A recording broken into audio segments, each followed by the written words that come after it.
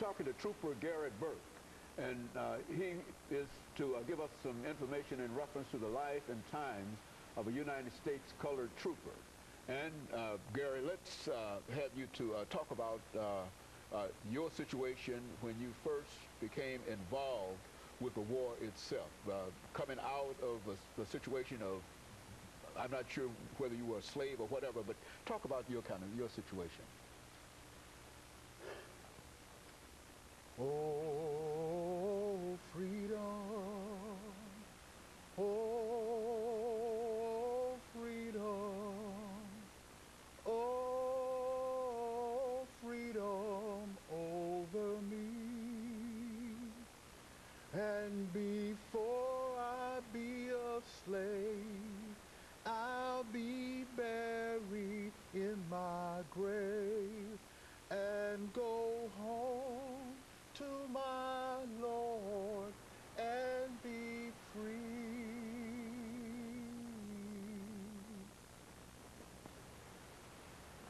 I have to start out saluting our ancestors because that's why I sit here today. I remember like it was yesterday. It was a cold day in Nashville. I was a free black man at that time, around the 1860s. There was a little over about 1,500 free blacks. And I saw my people as they came into town to do different tasks for their masters. And I couldn't understand why was I so blessed. And I didn't know what to do about that. So I kept on working as a teamster, getting odd jobs for my family to help support. I heard this story about a war starting. I didn't know what a war was. Anything hadn't happened like that before. But as I heard the rumors going around, they said they were signing black men up. There was some document they called the Emancipation Proclamation, I believe. And they freed some of our people. I had a choice to make. What am I going to do? Am I going to sit down or am I going to stand up? So I decided to stand up.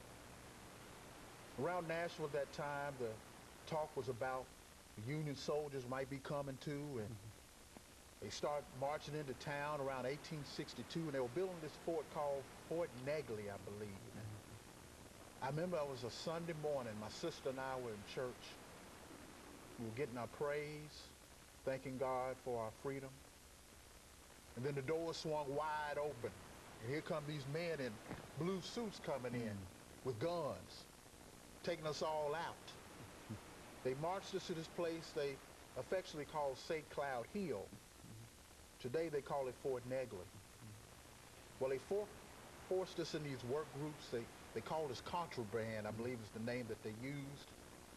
They lumped us all together to do tenuous tasks on this fort. It took almost 6 months to build that fort. Some of us were strong enough to make it. My sister was not. And that's what I sang that song for is to my sister when I stand at her grave, because she wasn't strong enough to make it. As more men started to fall on the Union side, there was more rumors about signing up for the Union Army. So I went to Murfreesboro, Tennessee, and they were signing up African Americans there. And I signed up on a regiment called the 13th United States Colored Troops Regiment. They're an infantry regiment. We got our training there at a place they call Fortress Rosecrans. We got formal training and our marching and those duties that revolved around soldiering. Next thing we knew, we ended up in Nashville on the railroad. Our first assignment, we went to this place called Johnsonville. We didn't know if we were going to get to fight. They had us down there guarding railroads, and we heard about some of these Rebs that might be coming through to take our supplies. We weren't going to let that happen. But we were ready. We'd been marching, we'd been practicing, we'd been praying.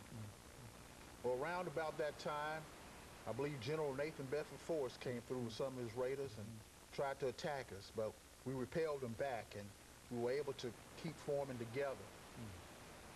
As the Battle of Nashville was coming into fruition, it was around December of 1864.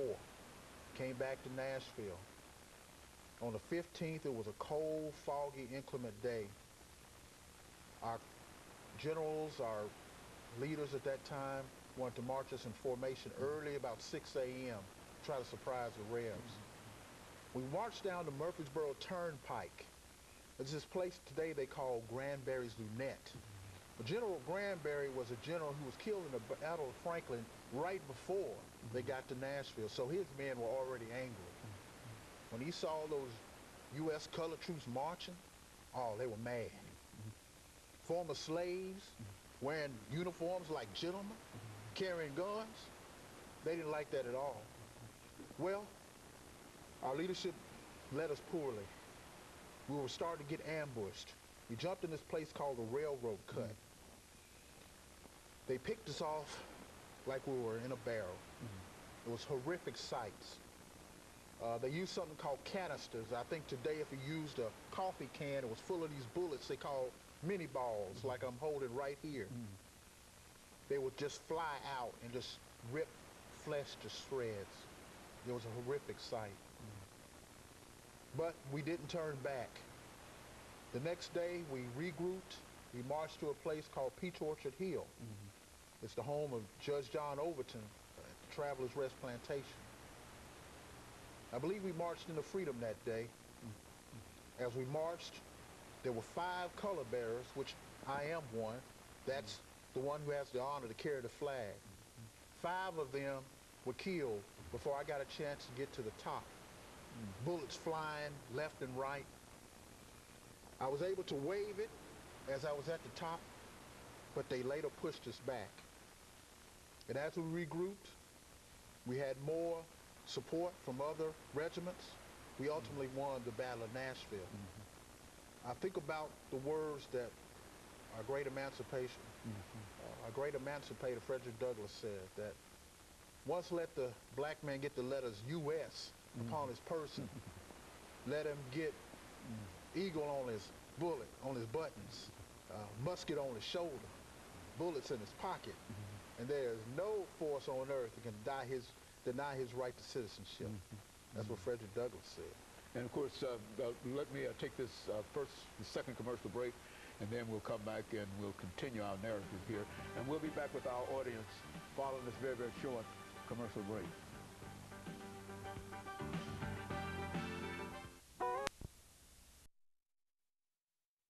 We're talking to a trooper